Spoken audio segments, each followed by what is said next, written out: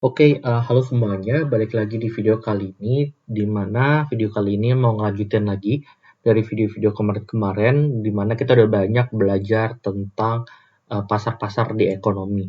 Jadi kalau sebelumnya kita udah belajar PPS, monopoli, dan oligopolistik, pada hari ini kita akan belajar ya di monopolistik gitu. Nah, di mana sebenarnya kita udah sempat sebenarnya bahas beberapa karakteristik dari monopolistik gitu. Yang paling terasa itu sebenarnya lebih ke arah kalau pasar yang sifatnya monopolistik, barangnya itu sifatnya terdiferensiasi. Diferensiasi. Jadi apa sih sebenarnya diferensiasi? Diferensiasi itu adalah kondisi di mana barang itu sebenarnya sekilas mirip, tapi sebenarnya ada beberapa hal-hal tertentu yang membuat seolah-olah barang itu kelihatan berbeda. Jadi seperti contoh sampo gitu. Sampo kan sebenarnya semuanya sama ya, yaitu dipakai buat keramas rambut gitu. Bahan dasarnya pun semuanya hampir semuanya sama. Cuman kadang ada aja beberapa merek tertentu yang nge-highlight gitu kayak sampo ini khusus untuk bisa membersihkan ketombe ekstra gitu, atau sampo ini sifatnya untuk bisa mengharumkan rambut lebih lama. Nah, hal-hal yang seperti itu yang membuat barang-barang di pasar monopolistik jadi cenderung terdiferensiasi.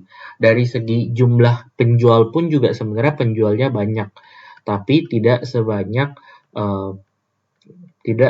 pasar di PPS gitu. Tapi tentunya udah lebih banyak daripada pasar oligopoli dan juga monopoli. Nah, karena sebenarnya penjualnya masih banyak, jadi sebenarnya kecenderungan mereka untuk monopoli power itu masih ada. Cuman monopoli power cuman karena banyak nih gitu. Jadi sebenarnya tidak segede yang monopoli atau oligopoli gitu. Jadi sifatnya kecil aja gitu. Small monopoly power. Masih ingat monopoly power ini kondisi atau kemampuan dia menentukan harga di atas dari marginal cost-nya ya gitu. Nah, sehingga dari segi bentuk kurva pun sebenarnya kurvanya mirip-mirip dengan monopoli gitu. Jadi kalau seandainya monopoli itu kan bentukannya kurvanya sama dengan kurva permintaan pasar ya, bentukannya menurun.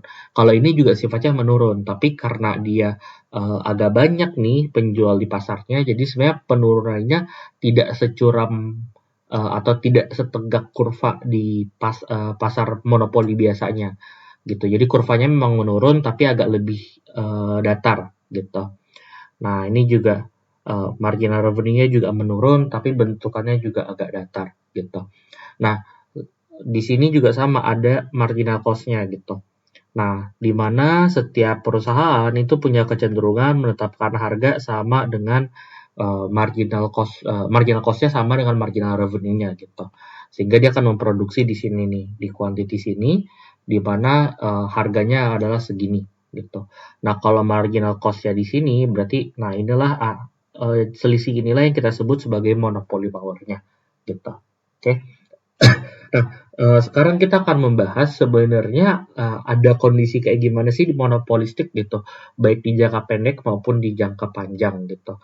Nah, di jangka pendek, kalau kita membahas jangka pendek, itu ada dua kondisi, yaitu pertama kondisi kalau seandainya dia mendapatkan supernormal profit. Profit. Nah, tapi sebenarnya ada juga kemungkinan yang lain yang terjadi di jangka pendek, yaitu dia mendapatkan loss gitu. Nah, sedangkan di jangka panjang yang terjadi adalah dia akan mendapatkan zero economic profit panjang. Zero economic profit. Nah, sekilas mirip ya sebenarnya dengan kondisi yang terjadi di pasar persaingan sempurna. Tapi nanti mungkin gue bakal jelasin lebih lanjut apa sih perbedaan yang paling kelihatan gitu dari monopolistik dan PPS, terutama di jangka panjangnya. Walaupun mereka sama-sama mendapatkan zero economic profit. Oke, nah sekarang kita lanjut dulu untuk di jangka pendek gitu.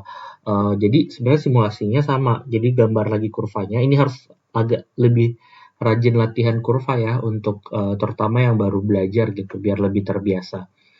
Nah, jadi ini ada demand-nya, terus ini marginal revenue-nya, nah ini marginal cost-nya. Nah, dia kan menetapkan harganya di sini nih. Nah, bisa jadi di kondisi ini awalnya sebenarnya average cost-nya itu masih di bawah kurva demand gitu, ini average cost. Sehingga di kondisi dia memproduksi segini sebenarnya average cost-nya di sini masih di bawah dari price, sehingga terciptalah yang namanya keuntungan gitu, profit. Nah, sedangkan bisa jadi terjadi loss, yaitu kondisi di mana justru average cost-nya itu udah di atas dari kurva demand gitu. Jadi ini rupiah, ini kurva demand, ini marginal revenue, nah ini marginal cost-nya. Nah, ini di sini nih titiknya kan. Di sini kan awalnya dia ngeset produksinya di sini di quantity segini, price-nya segini. Nah, tapi average cost-nya di atas gitu ternyata dari kurva demand, ketinggian disuruh average cost-nya. Sehingga terjadilah loss. Ini adalah area loss gitu. Oke. Nah, sedangkan di jangka panjang di kondisi economic profit kayak gimana? Yang terjadi adalah average cost-nya berhimpitan dengan kurva demand. Jadi kalau kita gambar di sini, ini kurva demand-nya, ini marginal revenue-nya, ini marginal cost. Nah, dia akan berproduksi sebenarnya di sini kan. Di sini price-nya. Nah, tapi ternyata di titik sini pun dia juga kena di average cost-nya. Gitu, sehingga di kondisi ini dia tidak untung tapi juga tidak rugi. Nah, mungkin gue di sini ngegambar juga nih kalau kondisi PPS itu kayak gimana sih. Kalau di kondisi PPS itu kan yang terjadi kayak gini nih, price sama dengan demand, sama dengan marginal revenue, sama dengan average revenue gitu ya. Di sini marginal revenue-nya, marginal cost-nya, sedangkan di sini average cost-nya. Sama-sama sebenarnya zero economic profit, jadi nggak untung nggak rugi juga. Cuman bedanya adalah kalau seandainya di monopolistik, dia itu berproduksi tidak di average cost minimum. Jadi kalau seandainya diperhatikan average cost minimumnya kan yang ini ya, ini AC minimum nih, AC minimum. Tapi yang terjadi adalah dia berproduksi di sini nih. Gitu. Nah, tapi beda kalau di pasar persaingan sempurna, sama-sama zero economic profit, tapi enaknya dalam jangka panjang dia berproduksi di average cost minimum. Gitu. Yang berarti nunjukin apa? Berarti ini nunjukin bahwa balik lagi monopolistik itu adalah pasar yang sebenarnya tidak terlalu efisien kalau dibandingkan dengan pasar persaingan sempurna. Karena di jangka panjang pasar persaingan sempurna bisa berproduksi di AC minimum, sedangkan monopolistik tidak bisa berproduksi di AC yang minimum. Gitu, ini PPS ya, atasnya monopolistik gitu. Oke, nah ini juga yang sebenarnya banyak muncul di soal-soal, terutama di seleksi kabupaten kota, provinsi, atau seleksi masuk perguruan tinggi negeri gitu. Apakah yang menjadi perbedaan PPS dan juga pasar monopolistik gitu. Nah, biasa keseringannya rata-rata jawaban kita adalah sama-sama dapat zero economic profit, tapi monopolistik tidak berproduksi di AC yang minimum gitu. Nah, yang jadi pertanyaan kan, lah kok bisa gitu jangka pendeknya sama-sama dapat bisa jadi super normal, bisa jadi loss, tapi di jangka panjangnya bisa dapat zero economic profit gitu.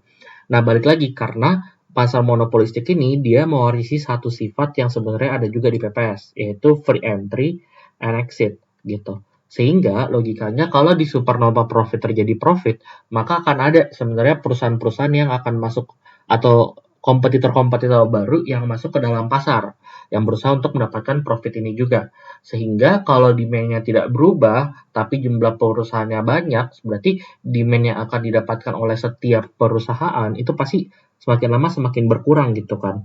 Sehingga itu akan geser kurva permintaannya turun ke kiri. Sehingga area yang tadi gue arsir untuk supernormal profitnya semakin lama tergerus. Gitu. Jadi ini quantity, ini rupiah gitu ya.